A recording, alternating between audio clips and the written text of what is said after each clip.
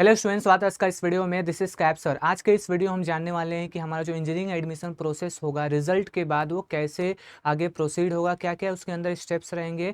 Okay, वो सारे steps को बारे में हम आज इस वीडियो में डिस्कस करने वाले हैं। तो सबसे पहले हम समझते हैं हमारा जो रिजल्ट होगा वो कब आएगा। तो देखो, रिजल्ट हमारा एक्सपेक्टेड है 15 से 20 जून के आसपास। ओके, उसके पहले ही हमारा फर्स्ट अटेम्प्ट और सेकंड अटेम्प्ट का रिजल्ट आ सकता है। रिजल्ट आने के एक हफ्ते बाद हमारा जो इंजीनियरिंग एडमिशन प्रोसेस होगा, जो कि हम अभी डिस्कस करने वाले हैं, वो स्टार्ट होगा। ओके, ये इंजीनियरिंग एडमिशन प्रोसेस का जो डेट है वो एक्सपेक्टेड है 20 से 25 जून के बीच में। ओके, 20 से 25 जून के बीच में ये इंजीनियरिंग एडमिशन प्रोसेस हमारा स्टार्ट हो जाएगा। जितना जल्दी रिजल्ट आएगा उतना जल्दी ये स्टार्ट होगा, और डिले इसमें नहीं देखने को मिलता है, बिकॉज इसमें ऑलरेडी बहुत समय लगता है। प्रोसेस स्टार्ट होगा उसमें भी 1 डेढ़ महीना 2 महीने तक ये प्रोसेस चलता है, तो ये स्टार्ट होना बहुत ज़्यादा जरूरी होता है। तो सिटी सेल भी चाहेगा कि ये प्रोसेस जल्दी से जल्दी स्टार्ट हो। तो रिजल्ट के बाद तुरंत आप एक्सपेक्ट कर सकते हो 1 हफ्ते के बीच में प्रोसेस स्टार्ट हो जाएगा। ओके ओके, चलो हम लोग समझते हैं कि क्या क्या इसके अंदर स्टेप्स होने वाले हैं। तो सबसे पहला यहाँ पे आप देखोगे, मैंने जो फ्लो चार्ट में बताया है, हमारा जो इंजीनियरिंग एडमिशन प्रोसेस है 2026 का, उसमें online registration and upload of document सबसे पहला स्टेप होता है। इसमें आपको करना क्या होता है, इसमें आपको वापस से, जैसे आपने एग्जाम के समय रजिस्ट्रेशन करते समय डॉक्यूमेंट अपलोड किया था, ओके, आपने अपना डिटेल्स डाला था, वैसे ही आपको फिर से, ओके, फिर से पूरा आपको अपना डिटेल्स सिटीसेल के वेबसाइट पे डालना रहेगा। ओके, नया पोर्टल बनता है सिटीसेल के वेबसाइट पे, जहाँ पे आपको पूरा इन्फॉर्मेशन, सारे original document, caste, category, domicile, सारे ओरिजिनल डॉक्यूमेंट आपको वहाँ पे अपलोड करने होते हैं। ठीक है, तो वो जैसे आप अपलोड करोगे, तो अपलोड करने के बाद ऐसा नहीं कि आपका हो गया रजिस्ट्रेशन, उसको डॉक्यूमेंट को आपको अपलोड करना है, अपना अपना डिटेल्स डालना है। डालने के बाद आपको उसको वेरीफाई भी कराना होता है। यहाँ पे सबसे ज़्यादा इंपॉर्टेंट है, बिकॉज आपके एग्जामिनेशन के समय आपका वेरिफिकेशन जैसा कुछ नहीं था, बट यहाँ पे वेरिफिकेशन भी रहेगा। जो डॉक्यूमेंट आप अपलोड करोगे, जो डिटेल्स आप वहाँ पे डालोगे, वो सारे डिटेल्स को आपको वेरीफाई करना होगा, जो कि सेकंड स्टेप होता है। वेरिफिकेशन में भी 2 स्टेप आते हैं इसमें, या तो ऑनलाइन वेरिफिकेशन करना होगा या फिर आपको ऑफलाइन वेरिफिकेशन करना होगा। ऑनलाइन वेरिफिकेशन में 3 to 5 डेज लगते हैं, थोड़ा समय लगता है। ठीक है, ऑनलाइन भी आप कंसिडर कर सकते हैं। और ऑफलाइन वेरिफिकेशन यानी कि एफसी या फिर एससी सेंटर पे जाके, ओके, जो नियरेस्ट किसी भी इंजीनियरिंग कॉलेज में होता है, ठीक है, आपको स्लॉट बुक करना पड़ सकता है। तो वहाँ पे जाके आपको जो भी आपके ओरिजिनल डॉक्यूमेंट जो कि आपने यहाँ पे अपलोड किए रहेंगे, वो सारे ओरिजिनल डॉक्यूमेंट आपको ले जाके वहाँ पे वेरीफाई कराना होता है। जैसे आपने रजिस्ट्रेशन वेरिफिकेशन, ये जो कि दोनों साथ साथ चलता है। ओके, ऐसा नहीं कि दोनों सेपरेट चलेगा। ये जो जो प्रोसेस है, ये 15-20 दिन के गैप में चलता है। ओके, मतलब 15-20 दिन का समय लगता है इसके अंदर। ओके, जिसमें आपको रजिस्ट्रेशन भी करना है और वेरिफिकेशन भी करना है। आज रजिस्ट्रेशन किया, कल जाके वेरीफाई करा लो। ओके, ऐसे 15 से 20 दिन चलता है ये प्रोसेस। ये जो प्रोसेस जैसे एंड हुआ, उसके बाद हमारा आता है provisional merit list. Okay okay, जिन लोगों ने successfully online registration and verification कराया रहेगा, ओके ओके, उनका प्रोविजनल मेरिट लिस्ट आता है, जिसमें उनको पता चलता है कि महाराष्ट्र के अंदर उनका कितना रैंक है। ओके, इसके अलावा ऑल इंडिया उनका कितना रैंक आया है, कैटेगरी के अकॉर्डिंग कितना रैंक आया है। तो बहुत सारे उसमें रैंक लिखे होते हैं, जिसका यूज़ होता है आगे एडमिशन प्रोसेस में। ओके, सो ये हमारा प्रोविजनल मेरिट लिस्ट हो गया। उसके बाद आता है ग्रीवेंसेस करेक्शन। ओके, अभी मान लो वो कोई स्टूडेंट जो है, ओके, उसने रजिस्ट्रेशन करते समय लेट्स से ओपन कैटेगरी डाला है, लेकिन उसका कास्ट का डॉक्यूमेंट आ गया। ओके, यहाँ पे जब प्रोविजनल मेरिट लिस्ट आया तो उसका आ गया था। ओके, तो वो ये करेक्ट ग्रीवेंसेस का जो पीरियड रहेगा उसमें जाके चेंज करा सकता है। ओके, ग्रीवेंसेस में आप अपने जो भी डॉक्यूमेंट्स हो गए उसमें करेक्शन करा सकते हो। ओके, कोई अगर मान लो आपका कैटेगरी ओपन था, बट आपका कैटेगरी अभी चेंज कराना है आपको, ओके, तो वो भी करा सकते हो। TFWS के थ्रू अप्लाई नहीं किए थे, वो भी करा सकते हो। तो ये ग्रीवेंसेस एक पीरियड होता है। ओके, 2-3 दिन रहता है। इसमें आप डिटेल्स चेंज करा सकते हो अगर आपने पहले नहीं कराया था। उसके बाद जैसे ग्रीवेंसेस क्लोज हुआ, 2-3 दिन रहता है ये, तो आपका फाइनल मेरिट लिस्ट आता है। फाइनल मेरिट लिस्ट जो रहेगा वो प्रोविजनल जैसा ही होता है, लेकिन थोड़ा सा जो रैंक होता है ना, वो बढ़ जाता है। ओके, ठीक है, थोड़ा सा बस आपका रैंक बढ़ता है। जैसे मान लो किसी का रैंक अगर 2000 आया है, तो हो सकता है 2100 हो जाए। ओके, ठीक है, या फिर 50 रैंक बढ़ जाए। ओके, तो ऐसा होता है। तो सेम इसमें भी आपको वही महाराष्ट्र का रैंक क्या है, ऑल इंडिया रैंक क्या है, कैटेगरी के अकॉर्डिंग रैंक क्या है, okay, state general merit number, वो सब आपको चीज़ें पता चलती हैं। अभी ये तो हो गया हमारा, गया ये बेसिक चीज़ें हैं, ये सबको करना होता है। ये फाइनल मेरिट लिस्ट आएगा ना, फाइनल मेरिट लिस्ट में अगर आपका नाम आ गया है तो मतलब आप आगे के जो भी कैप राउंड रहेगा उसमें आप पार्टिसिपेट कर सकते हो। इसमें अगर नाम नहीं आया तो आप आगे राउंड में नहीं पार्टिसिपेट कर सकते हो। इसमें अगर नाम नहीं है तो आप कैप राउंड के थ्रू तो एडमिशन नहीं ले पाओगे, नॉन कैप के थ्रू भी नहीं ले सकते हो एडमिशन, तो इसमें नाम आना बहुत ज़्यादा जरूरी होता है। ओके, अभी देखते हैं cap round. Okay, cap round में सो कैप का मतलब होता है सेंट्रलाइज एडमिशन प्रोसेस, यानी कि ये सीईटी सेल के वेबसाइट के थ्रू होता है। ओके, इसका पर्टिकुलर डेज डिसाइड होता है। ओके, कि कब आपको सीट पता चलेगा, कब आपको ऑप्शन फॉर्म फिल करना है, मतलब कॉलेजेस आपको लिस्ट डालना है, कब आपका अलॉटमेंट होगा, तो एक प्रॉपर सिस्टम होता है। ओके, उसे हम कैप राउंड बोलते हैं। और एक होता है नॉन कैप राउंड जो कि बेसिकली कॉलेज के लेवल पे होता है, एडमिशन इंस्टीट्यूट लेवल।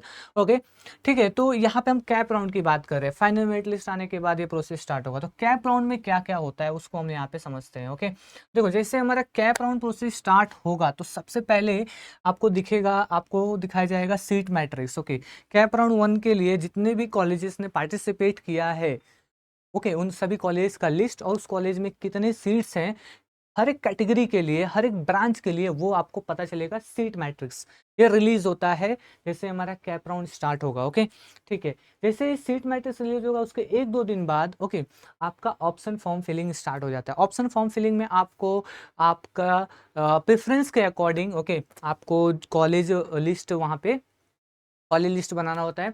और वहाँ पे सिटी सेल के वेबसाइट पे आपको 1 2 3 4 के हिसाब से आपको कॉलेजेस के नाम डालने होते हैं, ब्रांचेस के हिसाब से। ओके, ठीक है, टॉप टू बॉटम प्रायोरिटी के हिसाब से आपको डालना होता है। ठीक है, तो ये ऑप्शन फॉर्म फिलिंग रहता है, इसमें अप टू 300 ऑप्शंस आप डाल सकते हो। ठीक है, उसके बाद हमारा होता है राउंड 1 अलॉटमेंट। ओके, 2-3 दिन बाद आपको यहाँ पे कैप राउंड 1 का अलॉटमेंट दिखेगा। आपने जो भी ऑप्शन फॉर्म फिल किया है उसमें कौन सा ब्रांच, कौन सा कॉलेज का कौन सा ब्रांच आपको लगा है वो आपको यहाँ पे पता चलेगा। ओके, 2-3 दिन बाद होता है। अलॉटमेंट होने के बाद यहाँ पे कुछ ऑप्शंस होते हैं। ओके, अलॉटमेंट मान लो जो हमारा कैप राउंड 1 का अलॉटमेंट हुआ उसमें 2 ही चीज़ें रहेंगी, या तो आपको कॉलेज अलॉट हुआ या फिर आपको कॉलेज अलॉट नहीं हुआ। ओके, अगर मान लो आपने सिर्फ टॉप का कॉलेज डाल दिया है ओके बट परसेंटाइल थोड़ा कम है तो हो सकता है कॉलेज अलॉट ना हो। तो अगर कॉलेज अलॉट नहीं होता है तो आप डायरेक्टली सेकेंड राउंड के लिए एलिजिबल हो जाते हो। आपको सेकेंड राउंड में फिर ऑप्शन फॉर्म फिर से भरना पड़ेगा। ओके, फिर से ऑप्शन फॉर्म पूरा भरना पड़ता है सेकेंड राउंड में अगर कॉलेज अलॉट नहीं हुआ तो। लेकिन अगर कॉलेज अलॉट हुआ तो और कंडीशंस क्या बनते हैं, कॉलेज अलॉट हुआ तो इसमें हमारा आपके पास 2 ऑप्शन मिलता है, या तो आप सीट को क्या करो, फ्रीज करो। ओके, डायरेक्ट आपको अगर मन पसंदीदा कॉलेज मिल गया, आपको चाहिए था वीजीटीआई, ओके, आपको वीजीटीआई का सीएस ब्रांच मिल गया, सिंपली आप क्या कर सकते हो, ओके, फ्रीज करना है, 1000 रुपीज समथिंग पे करना होता है और आप एडमिशन ले लो। सेकेंड होता है कि बेटरमेंट। ओके, आपको मान लो जो कॉलेज मिला है, फॉर एग्जाम्पल आपको पीआईसीटी मिल गया है, ओके, आप उससे बेटर कॉलेज में अप्लाई करना चाहते हो और बेटर ऑप्शंस ट्राई करना चाहते हो तो आप बेटरमेंट के लिए कर सकते हो। बेटरमेंट जैसे आप करोगे तो आप राउंड 2 के लिए एलिजिबल हो जाते हो, जो भी आपका करंट सीट रहेगा वो आपके लिए रिजर्व हो जाता है। ठीक है, तो ये होता है। एक और इसमें है कि अगर आपको ना पहला नंबर का कॉलेज अलॉट हो गया ना, ओके, कैप राउंड 1 में पहला जो आपने कॉलेज डाला था वो अगर अलॉट होगा तो ऑटो फ्रीज हो जाएगा, फिर आपको एडमिशन लेना ही पड़ेगा उसमें। ओके, ठीक है, तो ये हो गया हमारा कैप राउंड 1 का। अब कैप राउंड 2 में कौन जाएंगे, कैप राउंड 2 में वही जाएंगे जिनको कैप राउंड 1 में कोई भी कॉलेज नहीं लगा है, या फिर वो लोग जिनका कॉलेज लगा था लेकिन बेटरमेंट के लिए आए हैं। कॉलेज लगा था लेकिन वो क्या किए हैं, बेटरमेंट अप्लाइड किए। बेटरमेंट का मतलब क्या हुआ, जो कॉलेज लगा है ओके, जो कॉलेज का जो ब्रांच लगा उसको रिजर्व कर लो और आप अगले राउंड में आप पार्टिसिपेट करो उसको रिजर्व करके। रिजर्व करके मतलब अगले राउंड में कुछ लगा नहीं तो जो ऑलरेडी है वो आपके लिए बचा रहेगा। ठीक है, अब आते हैं कैप राउंड 2 में। कैप राउंड 2 में भी वही सिंपल, पहले आपको दिखाएगा कि कैप राउंड 2 के लिए कितने सीट्स बचे हैं, क्योंकि कैप राउंड 1 में तो बहुत सारे सीट्स फिल रहेंगे राइट, बहुत सारे स्टूडेंट ने एडमिशन ले लिया रहेगा, तो उसके हिसाब से आपको पता चलेगा कि वैकेंट सीट्स क्या क्या है किन किन कॉलेजेस में। ओके, ठीक है, सीट्स कम हो जाते हैं कैप राउंड 1 के बाद। उसके बाद फिर से आपको ऑप्शन फॉर्म भरना रहेगा, 2-3 दिन ये प्रोसेस रहता है। ओके, 3 डेज का रहता है, तो इसमें आपको पूरा वही फिर से आपको ऐसा नहीं कि जो पहले आपने भरा था वही, ओके, पहले वाला भी आप यूज़ कर सकते हो या फिर से शुरू से आप फिर से ऑप्शन फॉर्म भरो। ओके, पूरा कॉलेजेस डालो, ब्रांचेस डालो। फिर उसके बाद अपना होता है राउंड 2 का अलॉटमेंट। ओके, जैसे कि राउंड 1 में हुआ था वैसे इधर भी अलॉटमेंट होगा। तो राउंड 2 का अलॉटमेंट होता है। अलॉटमेंट होगा तो यहाँ पे हमारे पास दो ही ऑप्शन आएंगे, राइट? या तो आपको अलॉटमेंट हुआ या तो अलॉटमेंट नहीं हुआ। अगर अलॉटमेंट आपका, ओके, अगर आपका अलॉटमेंट हुआ है, ओके, यस, अगर आपका अलॉटमेंट हुआ है, ओके, एंड वो जो अलॉटमेंट है, ओके, टॉप 3 प्रेफरेंस लिस्ट हुआ है, मतलब आपने जो लिस्ट बनाया था कैप राउंड 2 के लिए उसमें टॉप 3 में लग गया है। क्या हुआ है? टॉप 3 में लग गया है, तो वो कॉलेज आपका ऑटो फ्रीज हो जाता है। फिर आप आगे के राउंड में पार्टिसिपेट नहीं कर पाओगे और आपको एडमिशन लेना ही पड़ेगा। मतलब टॉप 3 के अंदर मान लो पहले सीओपी है, दूसरा विजिट है, तीसरा पीआईसीटी है, ओके, आपका पीआईसीटी में लग गया सेकेंड राउंड में, तो टॉप 3 में आ रहा है, राइट? आपको लेना ही पड़ेगा कंपलसरी एडमिशन, उधर ऑटो फ्रीज हो जाएगा, ठीक है। अगर टॉप 3 में, अगर मान लो टॉप 3 में नहीं है लेकिन कॉलेज आपको क्या हुआ है, टॉप 3 में भी नहीं है, कॉलेज अलॉट भी नहीं हुआ, तो आप बाय डिफॉल्ट थर्ड राउंड के लिए जा सकते हो।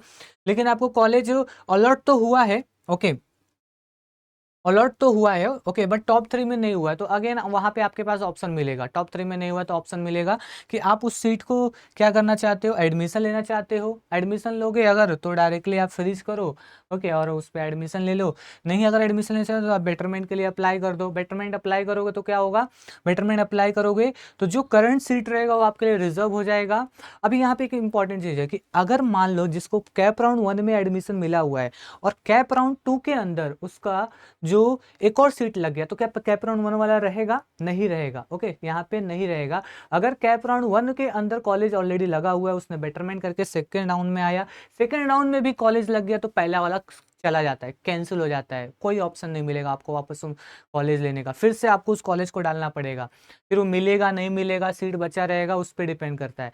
तो यहाँ पे सबसे इंपॉर्टेंट यही है कि जब आप बेटरमेंट करते हो तो नेक्स्ट राउंड में अगर कोई कॉलेज लग जाता है तो पिछला वाला जो है ऑलरेडी रिजर्व जो था वो कैंसिल हो जाता है, ठीक है। तो यहाँ पे वही तब तक वो रिजर्व रहेगा जब तक कॉलेज वो कोई अलॉट ना हो, ठीक है। तो यहाँ पे अगर मान लो कॉलेज अलॉट हो गया है तो पिछला वाला कैंसिल होकर नया कॉलेज जो लगा है वो रिजर्व हो जाएगा, ठीक है। अभी आते हैं अगला।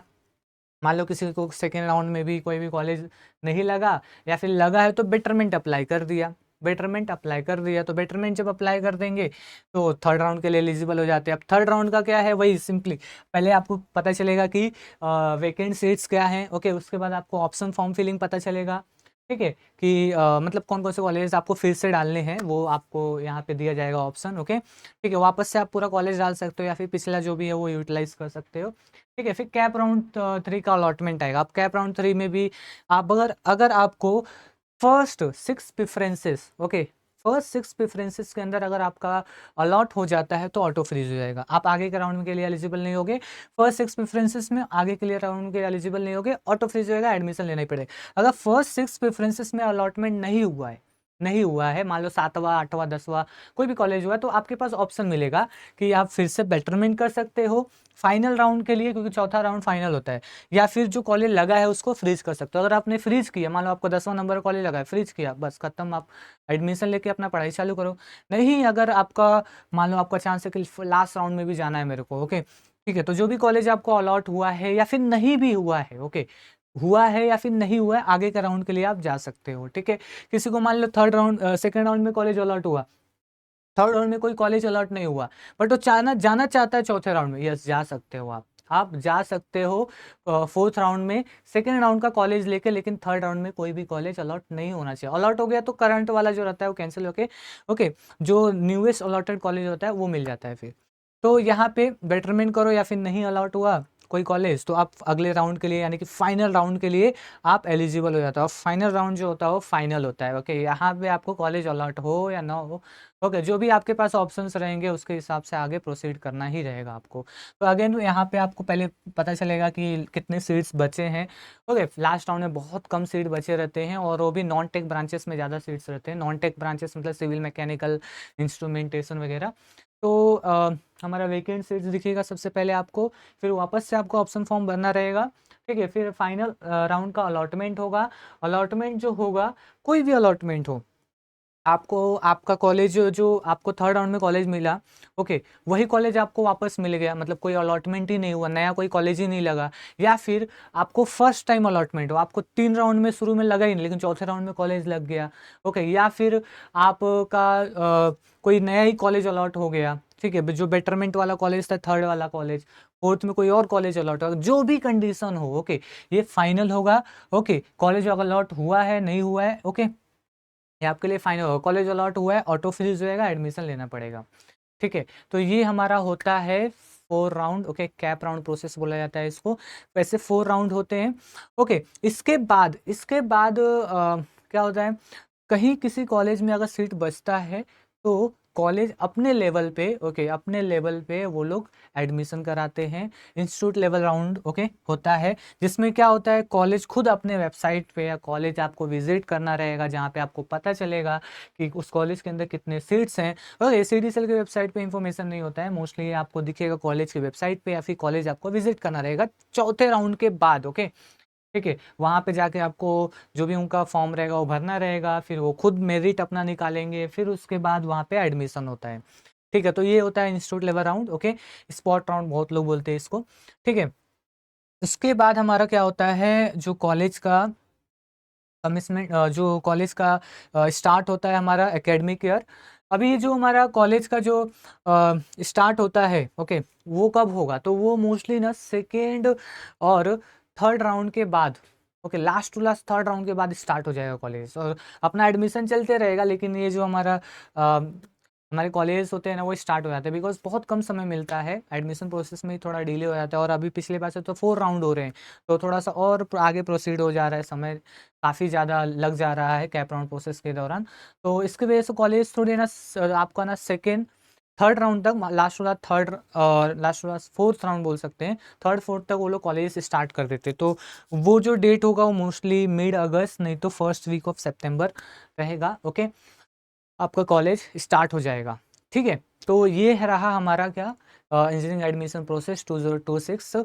ओके, इसमें बहुत सारे ऐसे स्टेप्स हैं, ओके, जिसको बहुत हम डिटेल में बता सकते हैं। मैंने एक ओवरव्यू दिया है।